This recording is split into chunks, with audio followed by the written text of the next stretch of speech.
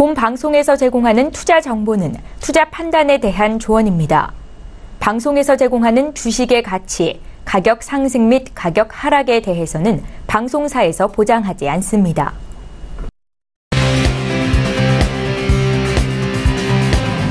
슈퍼스탁 발굴 프로젝트 글로벌 슈퍼스탁의 김민아입니다. 최근 금융위 부위원장이 암호화폐의 거래소 실명제를 도입을 하면서 이 투기를 잠재웠다라는 이야기를 했습니다. 그 투기도 중요하지만 사실 보안 문제는 놓치고 있는 것이 아닐까요? 코인레일의 빗썸까지 이어지고 있는 거래소 해킹 사태. 그런데 이번에는 업비트 해킹설까지 등장을 했습니다. 오늘 저희 코인 코너에서 자세하게 내용을 다뤄볼 텐데요. 이것이 사실이 아니다라고 하더라도 현재 이 모습은 신뢰를 잃어버린 투자자들의 모습을 단적으로 보여주는 것 같습니다. 걱정이 많으실 텐데 오늘도 저희 글로벌 슈퍼스탁이 자세한 이야기 모색을 해보겠습니다. 저희 방송은요. 서울경제TV 홈페이지 그리고 톡스타 홈페이지를 통해서 참여하실 수 있습니다. cntv.co.kr, 톡스타.co.kr을 통해서 접속해 보시기 바랍니다. 참고로 본 방송에서 제공하고 있는 정보는 투자 판단에 대한 조언일 뿐 주식의 가치나 수익률을 보장하고 있지 않습니다. 저희 서울경제TV는 자본시장법을 준수하여 1:1 투자상담, 유사수신 행위, 무인가 영업행위, 불법 대여계 정보 및 가입 권유 등 모든 불법 사항들 엄중하게 금지하고 있습니다. 네, 출발하기 이전에 시장 동향부터 체크하고 가도록 하겠습니다. 네, 먼저 국내 증시부터 함께 살펴보도록 하겠습니다. 현재 오랜만에 빨간불을 켜고 있는데요. 코스피는 0.18% 오르면서 2,355선으로 흘러가고 있습니다. 네, 수급을 함께 확인해 보도록 하겠습니다. 네, 먼저 개인과 외국인은 사졌습니다. 기관만 나홀로 800억 원 정도 매도 중인 부분이 확인이 됐습니다. 이어서 코스닥 지수도 함께 체크해 보도록 하겠습니다. 코스닥 지수는요, 0.92% 오르면서 839선까지 올라왔습니다. 역시 수급 동향 체크해 봐야겠죠. 코스닥은요, 현재 기관과 외국인이 모두 사자세고요. 개인만 나홀로 200억 원 정도 매도세입니다. 국내 증시는 이렇게 현재 빨간불을 켜고 있지만 아직까지 국내 선물지수에서는 외국인이 매도세가 강한 부분 염두에 주셔야겠습니다. 자, 이어서 해외 선물지수도 함께 체크해보도록 하겠습니다. 먼저 나스닥 지수입니다. 나스닥 지수는 0.11% 오르면서 7,111선으로 유지하고 있습니다. 이어서 S&P 500 지수도 함께 확인하시죠. 네, 0.04% 소폭 오르면서 2,729선으로 흘러가고 있습니다. 네, 바로 이어서 달러 인덱스입니다. 달러 인덱스는요, 현재 별로 움직임이 없는 모습인데요. 94선을 계속적으로 유지하고 있는 모습 확인이 됐고요. 네, 반대 주수인 금값도 함께 보도록 하겠습니다. 골드는요, 연일 계속 하락을 하고 있지만 현재는 0.07% 오르면서 1260선을 유지하고 있습니다. 네, 마지막으로 크루드 오일 한번 살펴보도록 하겠습니다. 크루드 오일은 현재 미국과 이란의 갈등이 더 깊어지면서 한 번 더 반등이 나왔었는데요. 현재는 0.28% 오르면서 70달러로 거래 중입니다. 네, 바로 이어서 중국 증시도 함께 마감장 살펴보도록 하겠습니다. 상해 종합지수입니다. 먼저 0.52% 내리면서 2,844선에서 마감을 했네요. 이어서 항생지수도 함께 체크해보겠습니다. 항생지수 역시 약보합으로 마감했는데요. 0.28% 내리면서 28,800선으로 마감했습니다. 네, 마지막으로 암호화폐 지수도 함께 살펴보도록 하겠습니다. 이 업비트 해킹설 때문에 전반적으로 투자 심리가 위축되어 있는 상황인데요. 현재 비트코인은 700만 원대를 내려앉아서 600만 원으로 거래 중입니다. 현재는 오르고 있는 코인은요, 아인슈타인늄 하나입니다. 다른 코인들도 함께 체크해 보도록 하겠습니다. 네, 퀀텀과 리플, 스텔라, 루멘, 비트코인 캐시 모두 하락세고요. 네오만 현재 0.24% 오르고 있는 부분이 확인됐습니다. 마지막으로 거래량도 체크해 보도록 하겠습니다. 현재 이오스는 계속해서 1위를 차지하고 있는데요. 어제는 9,000원대로 거래가 되고 있었는데 현재는 8,000원대로 거래가 되고 있습니다. 이 부분에서 우리가 주목을 해봐야 할 부분은 어제보다 현재 거래량이 5배가량 증가했다라는 부분입니다. 네, 이렇게 해서 각종 시세 살펴봤습니다. 이제 본격적으로 글로벌 슈퍼스탁 출발을 해보도록 하겠습니다. 각종 해외 이슈들을 알아볼 시간인데요. 저희 최윤 캐스터와 함께 체크해보시죠. 안녕하세요. 최윤입니다. 요즘 가장 핫한 이슈 두 가지를 외신을 통해 알아보도록 하겠습니다. 그 이전에 오늘 어떤 이슈들 나와 있는지 함께 살펴보시죠. 네, 오늘 첫 번째 이슈입니다. 국제 유가가 기대에 못 미치는 증산 발표에 급등세입니다. 어떻게 된 일인지 다시 외신을 통해서 알아보도록 하고요. 두 번째 이슈입니다. 미중 무역 전쟁이 더욱더 심화가 되고 있습니다. 시진핑 주석은 강한 발언을 내놓았는데요. 어떤 발언일까요? 외신을 통해 함께 알아보도록 하겠습니다. 첫 번째 외신 함께 보시겠습니다. 먼저 로이터 통신에 나온 기사입니다. 제목 보시면요. Iran says OPEC agreement did not specify oil production increase 이렇게 제목 나와 있습니다. 이란이 이 오펙 협의의 증산에 대한 협의가 사실상 자세히 이뤄지지 않았다라고 이야기를 했다고 합니다. 자세한 내용 조금 더 자세히 보시겠습니다. 네, 로이터 통신에서는요. 오펙 회의에서 증산이 결정됐다. 그러나 현실화 가능성에 의문이 제기되면서 국제 유가는 오히려 상승했다. 중동 패권을 두고 치열한 경쟁을 벌이고 있는 사우디아라비아와 이란은 이번 오펙 회의에서도 입장차를 보였고 두 국가 간 갈등의 고울은 더욱더 깊어졌다. 이렇게 이야기를 하고 있습니다. 자세한 내용 조금 더 한 걸음 들어가서 보도록 하겠습니다. 네, 이란 석유 장관의 말을 이렇게 인용을 하고 있습니다. 이란 석유 장관은 오펙이 증산량을 정확하게 정하지 않았다며 8만 배럴을 증산하겠다는 것은 몇몇의 추정일 뿐이다. 이렇게 이야기를 했다고 합니다. 앞으로 유가는 어떻게 움직일지 조금 있다가 전문가들과 다시 이야기 나눠보도록 할 테고요. 두 번째 이슈 이어서 브리핑해드리도록 하겠습니다. 이번에는요, CNBC TV에 나온 기사입니다. 제목 보시면 China's Xi ready to punch back at Trump tariff moves, says report. 이렇게 제목 나와 있는데요. 중국의 시진핑이 트럼프 관세 부과에 한 방 먹이겠다. 이렇게 발언을 했다고 합니다. 자세한 내용 조금 더 자세히 보시겠습니다. 네, 이번에는 CNBC TV에서는요. 무역전쟁 격화로 글로벌 경기 침체에 대한 경고가 나오는 가운데 미국의 장단기 금리차는 11년 만에 최저 수준으로 떨어져 시장의 불안을 증폭시키고 있다. 이렇게 설명을 합니다. 네, 자세히 들어가서 다시 한번 보도록 하겠습니다. 시진핑 주석은요, 이 무역전쟁에 대해서 우리 문화에서는 한 방 먹으면 다시 펀치를 날려줘야 한다. 이렇게 설명을 했다고 합니다. 무역전쟁이 더욱더 심화가 되고 있는 모습인데요. 앞으로의 시장 흐름 함께 짚어보도록 하겠습니다. 네, 최윤 캐스터 고맙습니다. 자, 이제 본격적으로 전문가님과 함께 이야기를 분석을 해보도록 하겠습니다. 오늘 수요일에는요, 저희 양세동 멘토님과 함께합니다. 인사 나눠볼게요. 안녕하세요. 네, 안녕하세요, 앵커님. 네, 반갑습니다. 자, 함께 이제 분석을 해볼 텐데요. 먼저 첫 번째 이슈부터 함께 체크를 해보도록 하겠습니다. 자, 일단 오펙 회의에서 예상대로 일평균 100만 배럴을 증산한다라고 합의를 했습니다. 그런데도 불구하고 지금 금요일장에 급등을 했었거든요. 월요일장에는 약간 안정세를 찾는가 싶더니 다시 한번 좀 급등세를 보이고 있는 것 같습니다. 이렇게 오락가락하고 있는 오펙 회의와 그리고 또 이 오일 가격에 대해서 좀 어떻게 해서 이런 현상이 벌어지고 있는 건지 설명을 좀 들어보도록 하겠습니다. 네, 일단은 원래 당초 22일 오펙과 러시아의 증산 부분에 대해서 일단은 일전에 100만 배럴에 대한 증산이 예상이 되었었어요. 네, 일단 그 부분에 대해서 논점이 굉장히 맞춰져 있는 상황이었고, 실제 22일 지난주 금요일에 오펙 정례회의가 열렸고, 기사 내용에서 보시다시피 100만 배럴에 대한 기대치는 일단 70달러에서 64달러 선, 여기서 형성된 이제 재료로 볼 수 있습니다. 이거는 이제 재료 소멸성으로 봐야 되는 부분이고, 그리고 예상치와 부합하는 부분에서 많은 착오를 일으킬 수 있는 상황이었는데, 여러분들이 여기서 왜 매수세로 반등을 했나, 이거에 대한 포커스를 조금 지금은 맞춰봐야 돼요.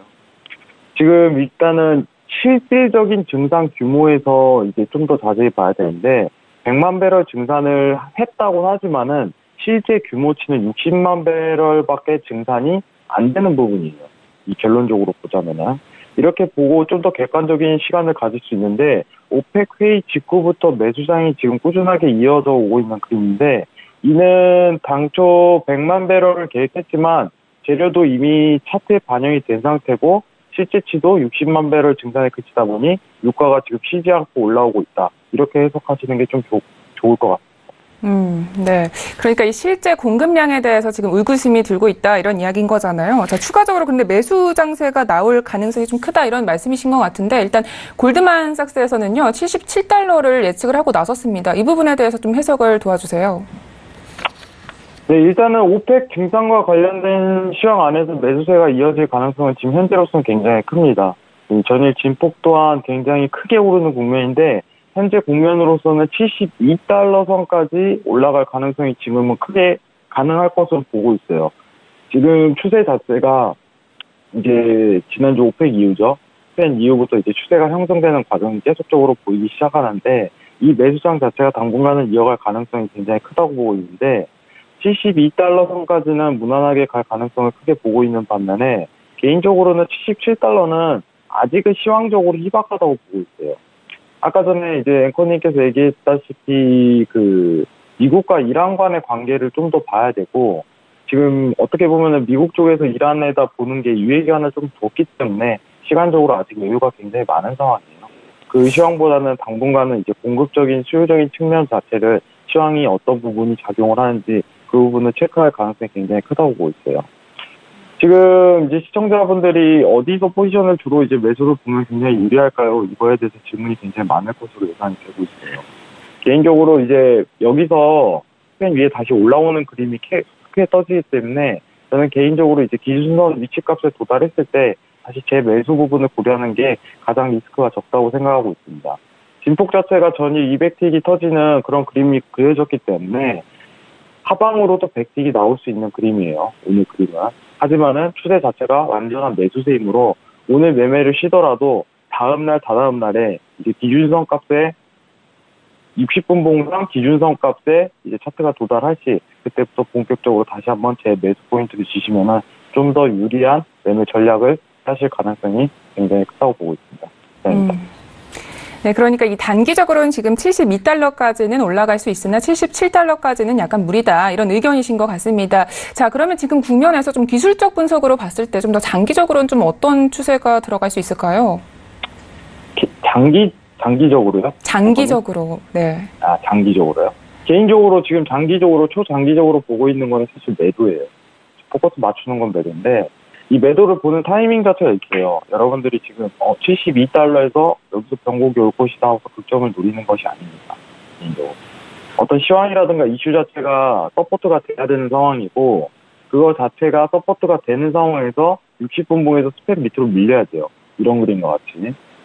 그죠? 그 다음부터 이제 매도적 포지션을 고려하는 단계에 접어드는 겁니다. 지금 상황에서는 매도적 포지션을 장기로 지기에는 아직까지는 무리예요. 시황적으로 서포터가 되고 있지 않은 입장이고, 이게 추후 아주 조금 장기간에 걸쳐서 추후에 매도적 접근을 할 가능성이 굉장히 크지만은, 제가 봤을 때는 최근 2, 3주 내에는 앞으로 매도적 포지션을 고려하는 거는 굉장히 무리라고 보고 있어요.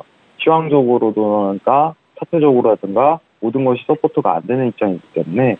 그래서 여러분들이 앞으로 오일을 하실 때 장기 포지션은 개인적으로 스펙 밑단에 내려올 때 그때부터 한번 성립될 가능성이 굉장히 크다고 보고 있고, 이 추세 스펙 밑단으로 밀리고 나서 과연 시황적으로 어떤 공급량적이라든가 수요량이라든가 이런 뉴스 자체가 서포터가 되는지 꼭 체크하시고 매도 부분을 접근하시는 게 굉장히 유리하다고 보고 있습니다. 현재로서는 72달러를 맞고 시황이 나온다면은, 그에 걸맞는 시황이 나온다면은 매도적 포지션도 고려할 수 있다고는 보고 있지만은, 최근 2, 3주 내에는 이거 자체가, 이 시황 자체가, 매수 시황 자체가 터질 분위기는 쉽게 형성되지 않을 것으로 보고 있습니다. 아까 설명드렸던 것처럼 기준선 위치값이죠. 오늘 위치값으로 보면은 69.50 인근에서 다시 제 매수 포지션을 고려하는 게 유리한 전략이라고 보고 있습니다. 네, 알겠습니다. 자, 그렇다면 다음 이슈도 함께 체크를 해보도록 하겠습니다. 지금 미중 간의 무역 전쟁을 빼놓고는 이야기가 안 되고 있는데요. 일단 좀 지속되고 있는 가운데 전 세계가 바라고 있는 원화 조짐은 보이지 않는 것 같습니다. 자, 관련해서 현재 시장 분위기는 좀 어떤지, 그리고 뉴욕 증시는 좀 어떻게 흘러가고 있는지 시황 설명 좀 부탁드릴게요. 지난주에 일단은 제가 이제 미중 무역 관련해갖고 설명을 좀 자세하게 드렸었어요. 개인적으로 미국에서 지금 정해져 있는 관세 자체가, 중국에서 정해져 있는 관세 자체가 1차 합의가 도출된 상황에서 관세를 4배를 늘리겠다는 SNS 좀 전쟁을 펼치고 있는 상황이에요. 현재 이제 미국 트럼프도 SNS로 관세를 먹을 것이다. 그리고 중국 쪽에서도 우리도 보복으로 할 것이다. 이런 식으로 다툼을 계속적으로 이어지고 있는 그림인데, 그에 걸맞게 지금 차트적으로 나스닥을 좀 보도록 할게요. 스팬 위치가 밀리기만 하면은 지속적으로 매도 장세가 지속적으로 열리고 있어요. 그럼 오늘 여러분들이 중요하게 보는 거는 이 스팬 윗단이겠죠. 이 위치 값에서 지지 저항을 받냐 안 받냐, 이거 꼭 체크하고 매도 장세를 보는 게 굉장히 중요하다고 보고 있어요. 시황적으로 접근하면은 앞으로 이 무역 관련 해갖고 굉장히 심화될 가능성이 굉장히 크다고 보고 있고, 오늘 포지션 자체는 전일, 전전일 같은 경우는 매도가 확실했지만은 오늘 포지션 자체는 개인적으로 매수랑 매도랑 다 볼 수 있는 위치값이라고 생각을 합니다. 그럼 여러분들이 매수를 보기 위해서는 이 지지 라인 자체가 다시 한번 넘어서야 돼요. 그럼 상승 장세가 다시 한번 완화 국면에 들어가니까 상승 장세가 이어질 가능성이 굉장히 크고, 이 지지를 받는다면은 재차 저가를 갱신하는 하락 국면에 들어갈 가능성이 굉장히 크다고 보고 있습니다. 그래서 오늘 나스닥 지수로 분석을 했을 때 7135.00 이 자리가 굉장히 중요한 지지로 보고 있고, 이 부분은 필히 체크하셔야 됩니다. 시황적인 분석으로 따지자면은 여러분들한테 좀 언급드릴 거는, 지금 어쨌든 간에 SNS 전쟁이에요. 단순히 이제 입싸움뿐인 전쟁이기 때문에 결과론적으로 레벨을 증산한다, 이런 합의가 도출되거나 어떤 선언을 하지 않은 상황이기 때문에 매수 포지션도 볼 수 있다고 볼 수 있습니다. 그렇기 때문에 저는 개인적으로 당분간은 완강한 추세를 형성하는 매도장을 형성하기보다는 이 국면 내에서 혼조를 띨 가능성이 굉장히 크게 보고 있고요. 그렇기 때문에 매수 위치, 매도적 위치, 이 부분을 잘 판단해야 되는데, 기준이 되는 이 위치값에 도달했을 때 그 기준값에서 스캔이 밀리냐, 지지를 받냐, 이걸 체크한 다음에 매도적 포지션, 매수 포지션을 고려하는데 좀 더 안정적인 리스크로 관리할 수 있다고 판단을 하고 있습니다. 나스닥 위주로 좀 설명드렸는데 7135.00 오늘은 여기가 중요한 기준이 될 것 같고요. 이 기준값을 위치로 매수 포지션인지 매도 포지션인지 판단을 해야 됩니다. 제가 왜 이렇게 설명을 드리냐면은, 어쨌든 그 오펙처럼 결과가 터진 게 아니에요. 아까 오이 시황도 얘기했지만은 결과론적인 도출이 아니라 어떤 가능성에 대한 시사 가지고는 매도 시황이 쭉 터질 수 있는 상황은 아니라고 보고 있어요. 그렇기 때문에 매수적, 매도적 포지션을 둘 다 고려할 수 있는 상황이고, 기준을 정확히 정하고 그 위치값부터 매수를 봐야 될지 매도를 봐야 될지 이거를 조금 정하시면은 안전한 리스크 관리가 될 거라고 생각합니다. 네, 알겠습니다. 지금 나스닥 지수에 대해서 자세하게 언급을 해주셨는데요. 지금 현재 이 미국 장단기 금리 차가 많이 벌어져 있는 상황입니다. 이 부분 좀 우리가 많이 걱정을 해야 되는 단계인지 좀 우리 멘토님의 의견 들어보고 싶습니다. 개인적으로 스프레드, 이제 장단기 금리를 이제 스프레드라고 용어를 좀 쓰는데, 그 스프레드는 다소 완화된 국면이에요. 사실 지금 최근 아주 단기적이죠. 네, 단기적으로 좀 살짝 벌어지는 경향이 있지만은, 사실 올해 이제 3, 4월 때 이제 스프레드 격차가 굉장히 심화됐어요. 엄청 심화됐다가 다시 줄어드는 국면으로 들어왔는데, 지금 제가 이제 언론에서 이제 다시 한번 장단기 금리 차가 조금 벌어진다, 이런 얘기가 나오지만 그렇게 문제될 부분은 아니라고 보고 있습니다. 그리고 스프레드 격차로 이제 매매하는 것 자체는 다소 조금 무리가 있다고 보고 있는 국면이기 때문에 이 부분에 대해서는 필히 좀 그렇게 걱정할 필요는 없다고 생각합니다. 이상입니다. 네, 알겠습니다. 자, 이렇게 해서 두 가지 이슈 잘 분석을 해봤습니다. 자, 이번에는요, 해외 선물 시장에 잘 대응을 하기 위해서 우리 멘토님이 가이드를 주실 시간입니다. 네, 멘토님, 오늘은 어떤 가이드를 준비해 주셨나요? 네, 미중 무역 결론은 도출되지 않은 상황. 현재는 SNS 전쟁 중. 네, SNS 전쟁 중. 사실 우리 일반 국민들도 SNS 전쟁을 많이 하는데 이건 좀 국가 수장들이 하는 전쟁이기 때문에 좀 우리가 쉽지 않은 거잖아요. 네, 이게 굉장히 이제 애매모호한 공격적인 전략을 펼치는 상황인데, SNS를 통해서 결과적으로 도출되지 않고 전혀 이루어지지 않은 상황에서 서로 보복을 할 것이다 하고서 지금 입싸움만 SNS로 하고 있다는 거죠. 여러분들이 추세에 대해서 명확한 앞으로 매도 장세로 파급적으로 내려갈 것이다, 이거를 확인하기 위해서는 결과론적인 도출이 필요하다고 생각해요. 현재로서는 단순히 SNS로 입전쟁을 하는 게 아니라 어떻게 진행을 하고, 그리고 결과적으로 어떻게 할 것이다 라는 최종 결론이 나와야 된다고 생각합니다. 그러기 때문에 지금 여러분들이 이제 나스닥이 고가가 나왔다, 이 부분에 대한 판단은 금물이고, 그 각 지지 라인에서 그 붕괴시 짧은 스윙 매매 정도로 지금 이끌 수밖에 없는 상황이라고 이 부분을 좀 언급드리고 싶습니다. 이상입니다. 네, 알겠습니다. 그러니까 이 구체적인 내용에 대해서 집중을 하시라는 말씀이셨습니다. 자, 이렇게 해서 가이드 한 줄 평 잘 들어봤고요. 자, 매매 전략 시간으로 들어가 보도록 하겠습니다. 현재 지금 미국 증시가 굉장히 많이 하락을 해 있는 모습입니다. 아까 나스닥 지수는 좀 같이 짚어봤는데요. S&P 500 지수와 다우도 많이 하락을 해 있는 국면인 거죠? 네네. 뭐 지금 어쨌든 간에 무역전쟁 관련으로 나스닥이랑 다우지수랑 나스닥, S&P, 다우지수는 동일하게 이제 움직임을 그리고 있어요. 이게 각 지수마다 종목 그 자세한 상황은 다르기 때문에 지폭 자체는 다르지만은 흐름 자체는 똑같다고 보고 있고요. 아까 나스닥 기준으로 좀 설명을 드리도록 하겠습니다. 나스닥이 굉장히 스윙이 잘 먹기 때문에 오늘 아까 이 기준값이죠. 지금 위치값에 좀 도달을 하고 있는데 이 위치값부터 오늘 개인적으로 매매 포지션이 좌지우지될 가능성이 굉장히 크다고 보고 있어요. 여러분들이 보시면 아시겠지만은 7135에 위치값이 도달하고서 T차트로 넘어가 보시면은 그 7135에 도달하고 나서 330T 차트가 이제 매도적으로 살짝 무너질 때 그때부터 이런 추세가 형성될 가능성이 굉장히 크다고 보고 있고 이런 전략으로 수익 매매 정도 구사하시면은 조금 나쁘지 않은 수익을 구사할 가능성이 굉장히 크다고 보고 있습니다. 그리고 이제 손절 라인도 좀 정확히 정해드려야 되는데 지지받고 무너진다면은 7135가 다시 한번 손절 라인이 되는 거고 이 이절 라인은 최근 저가죠. 최근 저가를 목표로 다시 한번 주시는 게 굉장히 유리한 전략으로 보고 있습니다. 근데 중요한 거 자체가 7135에 도달을 했는데 이 스팬 자체가 330T 차트상 스팬 자체가 밀리지 않는 그림을 보인다면은 굳이 이제 매도를 볼 필요성이 없어지는 거예요. 이런 그림을 이런 전략을 노리기 때문에 이 부분에 좀 포커스를 맞추고 여기서 무너진다면은 그때부터 매도적 포지션을 고려하시기 바랍니다.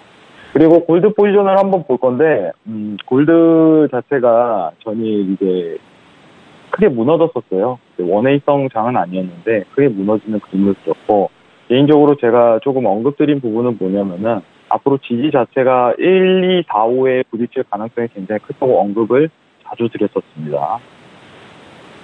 자, 지지저항 하나만 그려보도록 할게요.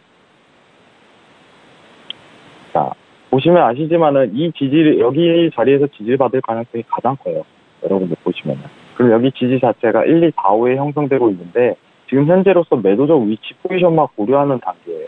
그럼 가격 이동 평균상 봤을 때 가장 좋은 타점이 될 수 있는 지점은 12동 평균선입니다. 지금 여러분들이 지금 포지션을 고려하기보다 여기까지 한번 끌어올릴 가능성이 굉장히 크다고 보였어요. 오늘 위치값으로 보시면은 1273달러 여기까지 위치를 끌어올렸을 때 그때 이제 매도적 포지션을 다시 한번 보유하고 어디까지 보냐면 1243까지 1245 여기까지 포지션을 매도적으로 볼 수 있을 가능성이 굉장히 크다고 보고 있습니다. 그리고 나서 요 자리에서 이제 지지를 맞는다면은 여기는 이제 스윙 자리가 되거든요. 그렇기 때문에 여기서부터는 1, 2, 4, 5부터는 매수적 포지션을 고려할 수 있는 상황이고 이 전략을 토대로 당분간 매매를 이끌어 가시면 좋은 수익을 얻을 수 있을 거라고 생각합니다. 이상입니다. 네, 알겠습니다. 자, 글로벌 이슈 앤 가이드는 여기까지 이야기 들어보도록 하겠습니다. 네, 오늘도 고생해주신 멘토님 말씀 고맙습니다. 네, 수고하셨습니다. 네, 글로벌 이슈 앤 가이드 화면으로 정리하겠습니다.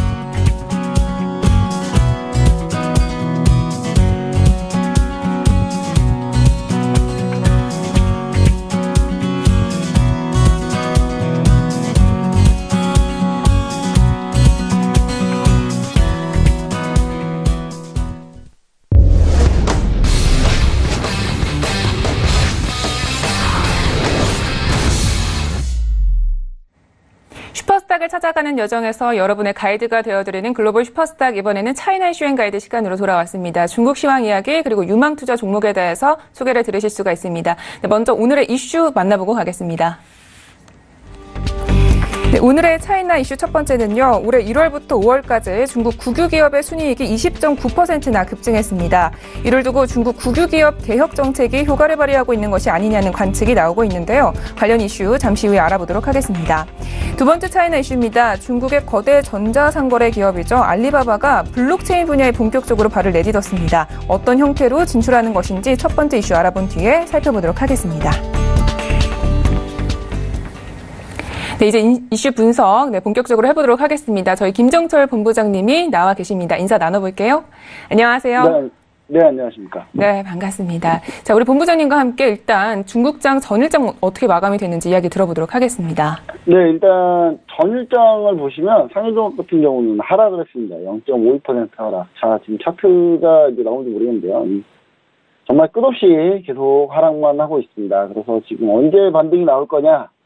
반등 시점은 이제 다음 주까지는 잠잠해지겠죠. 왜냐하면 이제 다음 주 금요일 날 관세를 부과하냐 마냐에 대한 결정을 할 거니까 그때까지는 약간 좀 폭풍경 고요 이런 상황 쪽으로 좀 흘러가지 않을까라는 생각을 하는데 일단 바닥을 한번 찍고 반등하는 모습을 좀 보여줘야 뭐 이렇게 좀 희망을 가져올 텐데 현재는 지금 끝없이 밑에만 뚫고 있는 모습이고요.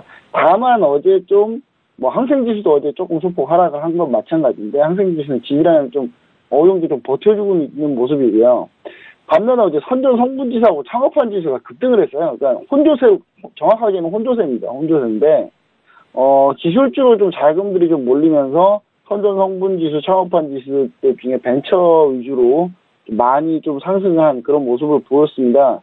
특히 이제 차신주가 5%나 급등을 했고요. 요즘 상장 1년 미만 미배당 종목에 집중적으로 투자하는 게 차라리 낫다라고 계속 얘기를 계속 드리고 있는 건데, 지금 현재 5% 급등한 상태고, 방직기계, 항공기, 전자정보, 전자부품, 이쪽 부분들 선전 성분지수에 많이 들어가 있던, 창업한 지수에 많이 들어가 있던 종목들이 전부 다 지금 상승을 했고요. 철강, 시멘트, 부동산, 주류, 대표적인 제조업, 그 다음에 중국을 거의 대부분 바치고 있다는 금융, 부동산, 이쪽 부분들이 좀 많이 하락을 했습니다. 그리고 주류, 석탄, 가전 이런 부분들이 좀 하락을 한 그런 모습을 보여줬습니다. 네, 중국 전일장 마감을 잘 알아봤고요. 자, 이어서 이슈 분석에 좀 들어가 보도록 하겠습니다. 먼저 첫 번째 이슈부터 함께 분석을 해볼 텐데 어떤 뉴스인가요? 네, 중국 같은 경우가 지금 이제 국유 기업들이 많이 있습니다. 우리가 그냥 흔하게 알고 있는 기업들 거의 다 국유 기업이에요. 그러니까 뭐 페트로 차이나부터 해가지고 엄청난 많은 국유 기업들이 있는데. 그 국유 기업들의 실적이 20.9%나 증가를 했다. 이렇게 좀, 지금 얘기가 나왔고요. 철강, 석탄 부분 수익성이 좀 개선됐고, 국유 기업 개혁을 이제 계속 가속화하는데, 이 부분이 좀 개혁의 성과다. 뭐 이렇게 자평하는 그런 내용이었습니다. 네. 그러니까 이 중국의 국유 기업들의 실적이 좀 좋아졌다라는 거는 거의 대표적으로 페트로 차이나 같은 기업들의 실적이 좋아졌다라는 이야기신 거죠. 구체적으로 좀 어떻게 좋아졌나요? 네, 중국 국유기업 같은 경우는 1월에서 5월까지 총 매출액이 전년 동기 대비 10% 증가한 22조 3천억 위안을 기록했고요. 순이익은 20.9%가 늘어난 1조 2,901억 위안 이렇게 집계가 됐습니다. 근데 중앙국유기업하고 지방국유기업이 있어요. 근데 중앙국유기업은 순이익 21.8%, 지방국유기업은 19.1%가 증가를 했고요. 업종별로는 철강, 석유, 석탄, 화학 등 순이익이 이쪽 부분에 좀 급증을 했고, 중국 같은 경우 대부분 이제 전통적으로 제조기업들 같은 경우 국유기업이 좀 많습니다. 예를 들면 석탄공사, 우리나라 따지면 석탄공사, 철강공사, 우리나라 똑같아요. 우리나라도 예전에 포스코가 포스코 같은 경우도 국유기업이었다가 이제 민영화한 케이스지 않습니까? 그리고 그 밖에 뭐 석유 관련한 기업들, 어마어마하게 많습니다. 뭐 예를 들면 페트로 차이나고요. 뭐 통신사들도 뭐 보면 차이나 들어간 거의 대부분이 다 국유기업이다라고 보시면 돼요. 그러니까 국유기업으로 출발해서 조금씩 민영화하는 그런 과정인데 민영화가 잘 안 되고 있는데 순이익이 이쪽 부분 석유, 철강 이쪽 부분 좀 급증한 이유는 국유기업이 너무 안 좋으니까 일반 민간기업을 거의 통제해서 다 죽여버렸습니다. 그래서 지금 국유기업이 실적이 좋은 거이기 때문에 공급과잉을 해소하기 위해서 중국 정부가 무더기도 뭐 노력은 했지만 그게 약간 방식이 우리 자유주의에서 꿈꿀 수 있는 그런 방식은 아니었다. 이렇게 좀 얘기를 드리고 싶네요. 네.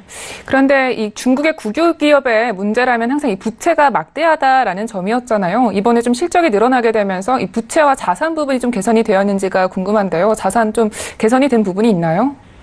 네, 현재 제일 중요한 거는 국유기업에 왜 이렇게 관심을 갖고 있냐면 제가 어제도 얘기드렸지만 중국은 위안화를 지키기 위해서, 위안화 환율을 지키기 위해서 그리고 달러를 지키기 위해서 지방정부와 그 다음에 국유기업, 공기업들이 부채를 통해서 성장해온 나라다. 이렇게 계속 얘기를 드리고 있잖아요. 그래서 부채가 어마어마합니다. 어마어마한데 5월 말 기준으로 국유기업 자산 총액이 한 9.3% 증가를 했어요. 168조 9,375억 위안이 증가했고요. 부채 총액은 109조 8,549억 위안이 증가하면서 8.7% 증가. 그러니까 자산이 증가한 거에 대비해서 부채가 덜 증가했다. 뭐 이 정도에서 비교적 안정적인 수준이라고 좀 생각을 한다는 그런 논평이 많아요. 그리고 제 생각은 다릅니다만은 자산 총액은 6.7% 증가했고요. 부채 총액은 6.1%. 그러니까 자산보다 부채보다 자산이 더 많이 증가했다. 조금 더 긍정적이다. 뭐 이렇게 자꾸 이제 얘기를 하는 거죠. 근데 이제 자본 증가가 사실 필요해. 그러니까 자산이라는 게 부채도 자산이에요. 그러니까 예를 들어 한 사람이 있으면 그 사람이 가지고 있는 돈이 5천 원, 남한테 빌린 돈 5천 원. 그러면 합산해서 자기 자산이 10,000원이거든요. 부채도 자산이에요. 근데 자산 는 거의 대부분이 부채가 는 거거든요. 이게 과연 건전하다 볼 수 있냐라는 거죠.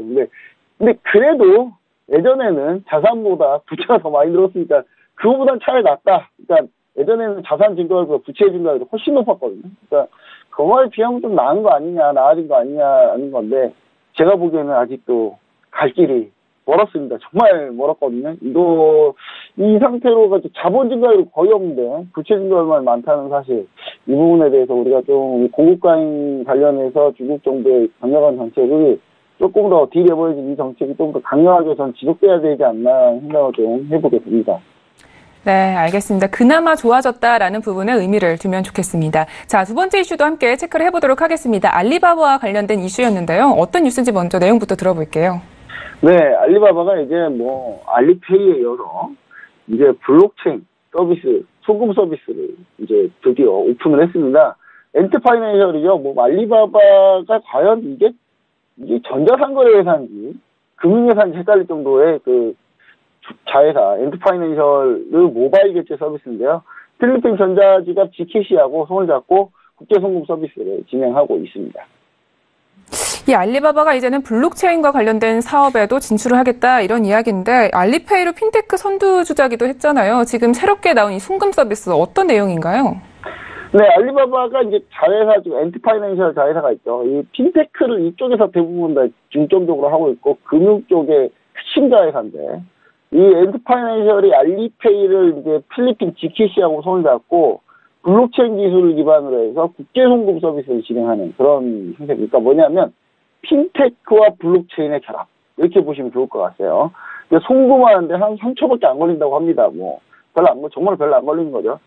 이거에 이제 가장 중점적으로 도움이 필요한 게 은행에 도움이 필요한데 이 스탠다드 차타드 SC은행이죠. 우리나라에 있는 SC은행이 파트너로 참여를 해서 환율과 유동성을 좀 공급해 주고요. 주로 홍콩에서 일하고 있는 필리핀 노동자들이 이제 필리핀에 송금을 할 때 이걸 쓸 수 있게 하려고 위해서 좀 타겟을 잡아놨는데 이게 거의 테스트 버전인 겁니다. 그러니까 이쪽에서 좀 되면 바로 그냥 전체적으로 좀 확산시킬 그런 생각을 가지고 있거든요. 그래서 이를 기반으로 해서 이제 핀테크와 블록체인에서 두각을 이미 나타냈고요. 이제는 이제 블록체인마저도 알리바바가 집어삼키려고 하는 그런 모습을 좀 보여주고 있다. 이렇게 볼 수 있겠습니다. 네, 사실 알리바바는 좀 전자상거래 기업인데 지금 오프라인 매장과 핀테크, 인공지능 할 것 없이 계속 사업 부분을 넓혀가고 있습니다. 멘토님은 이렇게 사업 활장을 계속 해나가고 있는 부분에 대해서 좀 어떻게 생각하시나요? 네, 지금 이 모습 자체가 사실 거의 아마존하고 거의 흡사하거든요. 그러니까 아마존 같은 경우가 지금 전 이제 사업 분야를 여러 군데를 해가지고 택배부터 해가지고 지금 오프라인 매장 사업까지 해가지고 아마존 이게 막 문어발식으로 손을 뻗치고 있는 거하고 거의 비슷한 형태로 지금 알리바바가 전략을 가져가고 있다라고 보시면 좋을 것 같은데요. 일단 간편결제 서비스 알리페이 그리고 인터넷 은행이 있습니다. 또 알리바바 가지고 있는 그러니까 마이뱅크가 있는데 이 알리페이와 마이뱅크를 운영하는 핵심 자회사 이 엔트파이낸셜 이 엔트파이낸셜이 사실상 이걸 모든 걸 주도하고 있다고 보시면 될 것 같거든요. 그리고 근데 이 엔트파이낸셜 참 재밌는 게 블록체인을 그냥 유행이라서 그냥 해볼까? 이게 아니라 이미 블록체인 특허만 49개나 있습니다. 근데 이 특허 개수가요 전 세계 1위랍니다. 이게 전 세계 1위의 특허 기술을 보유하고 있는 엔트파이낸셜이고요.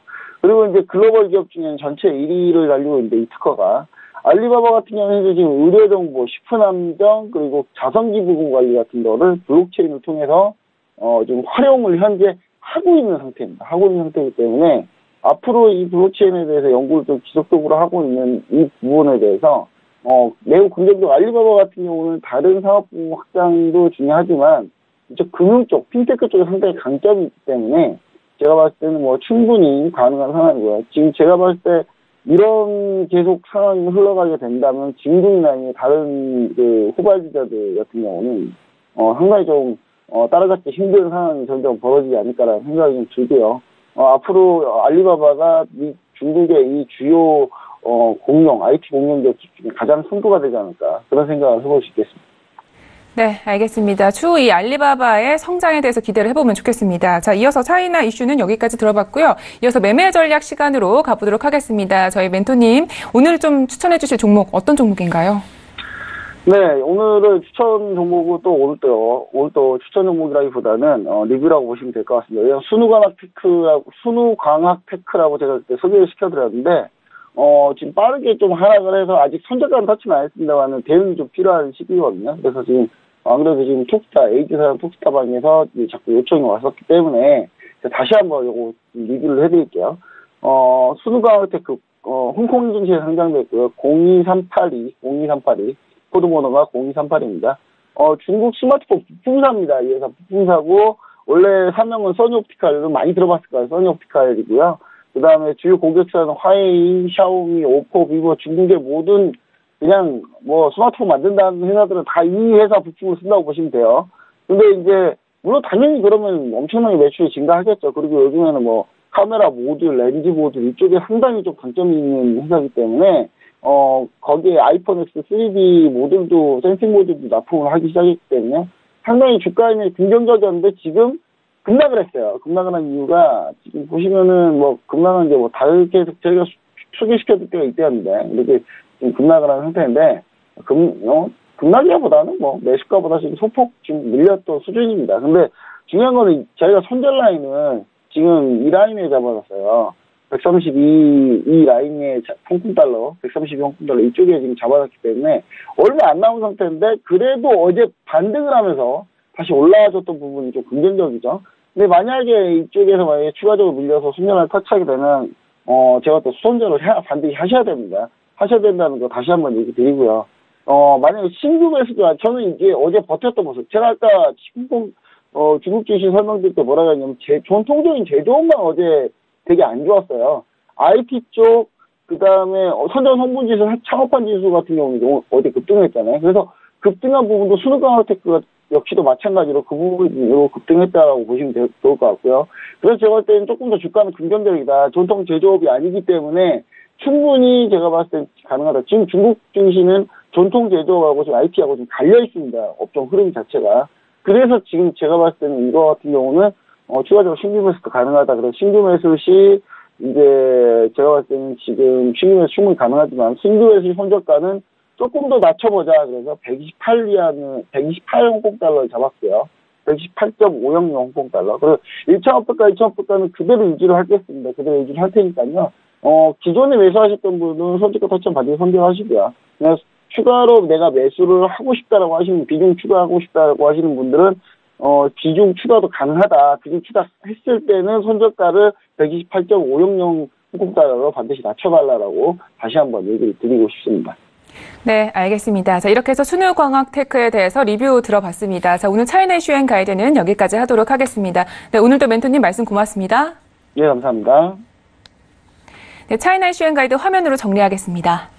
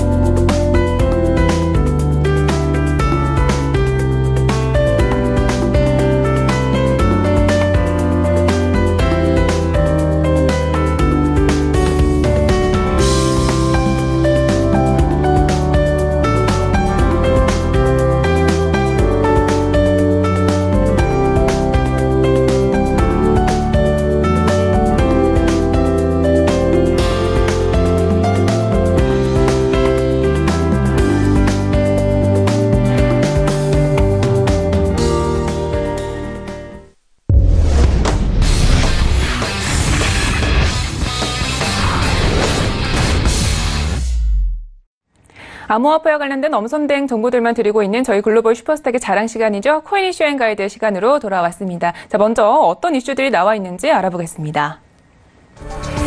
네, 첫 번째 코인 이슈입니다. 빗썸에 이어 국내 최대 암호화폐 거래소인 업비트까지 해킹설에 휩싸이면서 시장을 긴장케 했습니다. 업비트는 왜 해킹설에 휩싸이게 된 건지 잠시 후에 그 배경에 대해서 자세히 알아보겠습니다. 두 번째 이슈입니다. 앞서 차이나 이슈에서 알리바바의 블록체인 분야 진출에 대해서 알려드렸는데요. 코인 이슈에서도 관련 소식을 조금 더 집중적으로 살펴보는 시간 마련했습니다. 네, 본격적으로 이슈 대화를 나눠보도록 하겠습니다. 저희 윤진 멘토님 나와 있습니다. 안녕하세요. 네, 안녕하세요. 네, 반갑습니다. 자, 첫 번째 이슈부터 이제 분석을 좀 해볼 텐데요. 네. 업비트까지 해킹설에 휩싸였다 이런 뉴스인가요? 네, 사실 최근에 이제 뭐 빗썸, 그다음에 코인원 등등등의 이제 좀 사고를 치고 있는 거래소들이 몇 개 있다 보니까 지금 핵심적으로 이제 남아있는 거래소가 해킹당하지 않은 거래소가 업비트랑 이제 코빗 정도만 남아있는 상태입니다. 그래서 그 상태에서 좀 제일 큰 거래소인 업비트가 당연히 해킹 관련된 의혹을 계속해서 뭐 건수가 있을 때마다 잡게 될 수밖에 없다라고 말씀을 드릴 수 있겠고요. 일단 최근에 지금 커뮤니티 사이트들 통해서 업비트 해킹설이 한번 있었는데 이제 기존에 업비트가 API 서버를 오픈을 했었습니다. 이제 API라는 거는 간단히 먼저 말씀드리면은 이제 시세의 연동을 외부로 뽑아서 다른 플랫폼들이 뭐 알람 설정이나 주문 설정을 자체적으로 만들 수 있는 플랫폼이다. 그런 서비스다라고 보시면 될 것 같고요.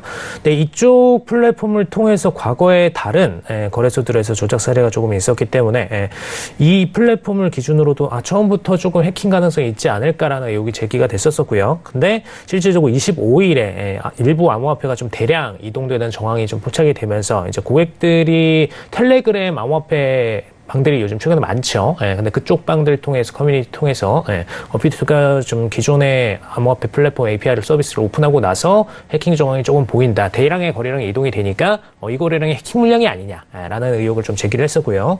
근데 그 부분이 좀 얘기가 그냥 뜬소문으로만 돌았는데, 실질적으로 거래량에도 좀 영향을 미치면서, 해킹 관련된 설이 조금 크게, 타격을 미쳤다라고 보시면 되겠습니다. 네, 지금 이 빗썸 해킹 상태도 아직까지 좀 진정이 안 된 상태인데 이 업비트의 해킹설이 좀 나돌면서 투자자분들이 많이 위축이 되셨을 것 같습니다. 자, 그런데 어떤 부분 때문에 지금 해킹설이 좀 나돌게 된 걸까요? 네, 사실 이 오픈 API라는 부분이 어떻게 보면은 편리한 서비스이면서도 사실 좀 이 API 서비스에 대해서 제대로 모른다거나 혹은 API 서비스를 굉장히 약한 보안 기술을 통해서 제공하는 플랫폼들의 경우에는 정말로 이 채널이 약한 어떤 해킹의 수단이 돼버릴 수가 있는데 실질적으로 이 API는 사실 증권사에서도 많이 쓰고 있습니다. 근데 업비트 거래소에서 API를 오픈을 들어갔었고요. 근데 이 플랫폼이 오픈이 들어가고 나서 실질적으로 지갑 주소에서 다량의 출금이 들어가자 이제 투자자들이 의문을 제기했다. 이렇게 얘기를 했는데 일단 원래에서 월렛으로 옮겨지는 과정에서 대량 물량들이 옮겨지게 되면은 일단 과거에 빗썸 같은 경우에도 350% 해킹 사례가 한 월렛 계좌에서 쫙 빠져나가는 그런 모습을 보였었죠. 그런 것처럼 이제 업비트에서도 그런 대량의 월렛 이동이 보여지니까 실질적으로 이게 업비트가 해킹당하는 상태가 아니냐. 그럼 우리 계좌들도 전부 다 암호화폐들이 뺏기지 않을까라는 부분에서 업비트 FUD 간단히 얘기해서 이제 시장 불안정이 생길 때 매도를 치고 나가는 거를 뜻합니다. 그래서 업비트 플랫폼 거래자들에게 매도를 치고 빠져나가셔라라는 신호를 일부 이제 암호화폐 커뮤니티 방들에서 좀 해킹설로 돌았었고요. 근데 이 부분으로 인해서 이제 국내 가격은 최저 이제 690만 원 정도까지 떨어졌다가 사실 업비트 측에서 이 관련된 API 그리고 API 서버 구축 이후에 대량의 이제 보안을 위한 월렛 이동이다라는 부분을 공지를 하면서 다시 700만 원 초반대까지 올라온 부분입니다. 네. 이전에 좀 다량의 출금이 있을 거다라는 공지가 있었으면 좋았을 텐데 그 부분이 없었던 점이 좀 아쉽습니다. 자, 그런데 이 기사를 좀 이해하기 위해서 이 API라는 게 뭔지에 대해서 좀 알아보면 좋을 것 같아요. API는 뭔가요? 네, 사실 API는 저희 이제 H시스템 같은 회사에서도 그 저희 시스템 트레이드를 운영하기 위해서 자주 사용하는 플랫폼인데 이제 저희 같은 이제 시스템 회사들이 증권사의 거래 플랫폼들을 차용을 해서 어떻게 보면은 뭐 시세 데이터라던가 그리고 거래량 이라던가 이런 부분들을 전부 다 차용을 해서 끌어온 다음에 매수 매도에 대한 신호 권한까지 뺏어오고 그리고 이걸 이용해서 시스템 트레이드 관련된 플랫폼들을 구축합니다. 혹은 알람 관련된 설정을 구축하기도 하고요. 기타 이 HTS 플랫폼을 이용한 파생 플랫폼들이 만들어질 수가 있는 구조로 보시면 되겠습니다. 사실 이 API 플랫폼을 런칭을 하게 되면은 일단 증권사 플랫폼은 거래소의 역할을 뿐만 아니라 결혼해서 역할뿐만 아니라 추가적으로 다른 플랫폼들의 코어 역할까지 해줄 수 있기 때문에 거래량의 증폭을 위해서 굉장히 좋은 시스템이다라고 보실 수가 있겠고요.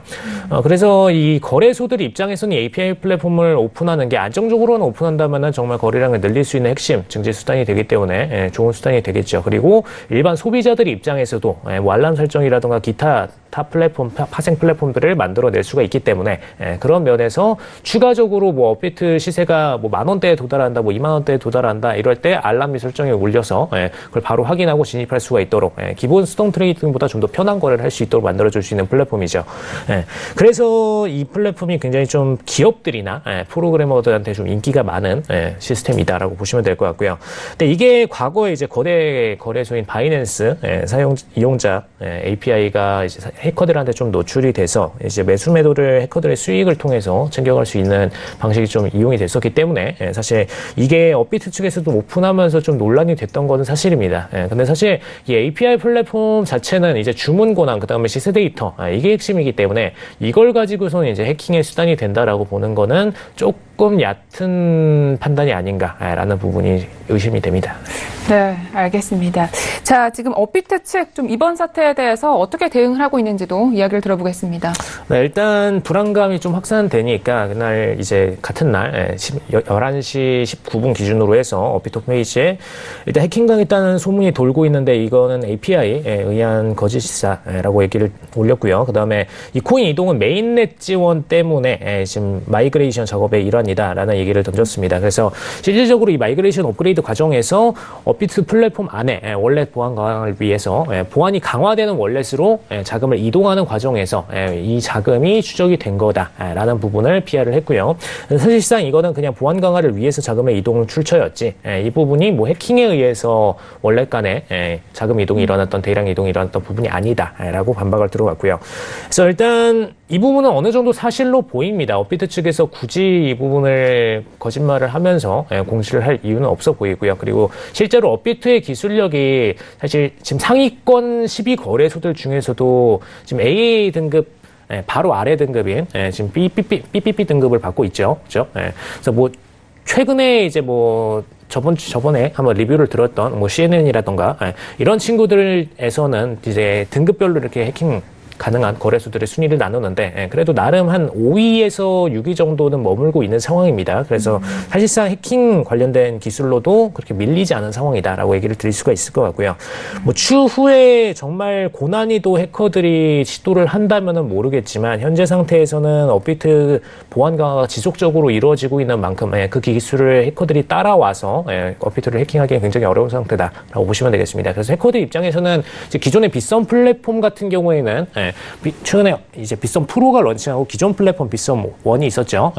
이 원 부분에 대해서는 해커들이 진입하기가 굉장히 쉬운 플랫폼이었는데 사실 지금의 업비트 플랫폼은 상대적으로 비교를 드리자면 빗썸 프로보다도 더 업그레이드된 버전이 아닌가라고 저희는 이제 시스템 관련 평가 기준으로 해서 말씀을 드리고 싶습니다.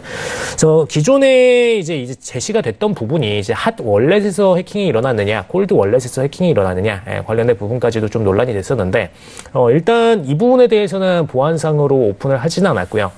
중요한 부분은 핫 월렛에서 일어날 가능성이 높은 건 맞지만 콜드 월렛 측도 마찬가지입니다. 지금 뭐 블록체인 협회 측에서는 이 70% 이상의 자산을 콜드 월렛 쪽으로 이동을 해서 갖고 있어라 라는 부분을 이제 모든 거래소들한테 중재사항으로 제시를 했었는데 이 콜드 월렛 측도 사실 디바이스 기반으로 해킹을 시도하자면은 정말 한도 끝도 없이 파고들자면은 콜드 월렛도 해킹이 가능한 부분입니다. 그래서 이 핫 월렛이냐 콜드 월렛이냐 이 부분은 그냥 보안의 난이도의 차이 정도지. 그래서 이 부분을 가지고 그렇게 깊게 생각하실 필요는 없을 것 같습니다. 네, 그렇군요. 참 다행입니다. 자, 이제 계속해서 두 번째 이슈와 함께 또 분석을 해보도록 하겠습니다. 지금 현재 알리바바가 이 블록체인 사업에 뛰어들었다 이런 내용인데 마윈은 사실 비트코인에 좀 관심이 없다라는 부분을 밝혀왔었는데 지금 암호화폐 시장에 좀 진출한 건가요? 네, 바로 앞전에 중국 이슈에서도 살짝 나왔던 이슈인데 좀 자세히 코인 중심으로 파고들어서 얘기를 드리도록 하겠습니다. 이제 마윈은 과거에 이제 뭐 유튜브나 이런 거 영상을 좀 보신 분들은 아실 거예요. 이제 비트코인에 관련된 질문들을 컨퍼런스 같은 데서 받을 때는 비트코인에 대해서는 모른다. 그래서 비트코인에는 관심이 없다. 이런 얘기들을 좀 강하게 PR을 해왔었습니다. 근데 사실 지금의 움직임을 보시면은 이제 알리페이의 연장선상에서 코인을 결국에는 건드리게 됐다라고 얘기를 드릴 수 있을 것 같고요.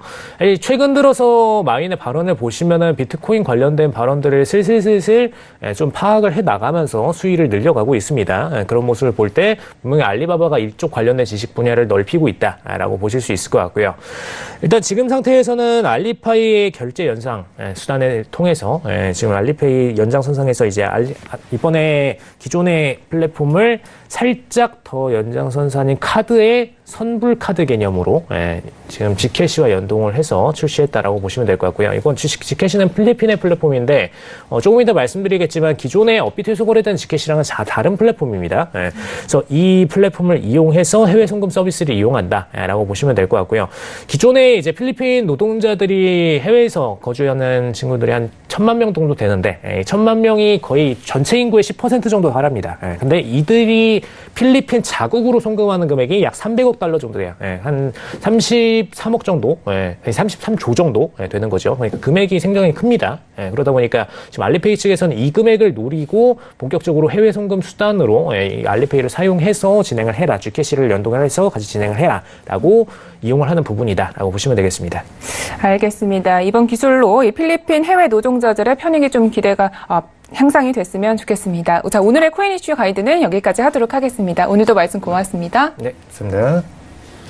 네, 오늘도 저희 글로벌 슈퍼스탁은 해외 선물과 중국 주식 그리고 암호화폐까지 전 세계를 대상으로 유망 투자 종목 발굴하기 위해서 열심히 달려왔습니다. 저희 방송은요, 서울경제TV 홈페이지 그리고 톡스타 홈페이지를 통해서 함께 또 참여하실 수가 있습니다. 본 방송에서 제공하는 투자 판단에 대한 조언일 뿐 해당 주식의 가치나 수익률을 보장하고 있지 않다는 점 고지해드립니다. 글로벌 슈퍼스탁 오늘은 여기까지입니다. 오늘도 성공적인 투자 판단 하시기를 기원합니다. 저희는 내일 뵙도록 하겠습니다. 고맙습니다.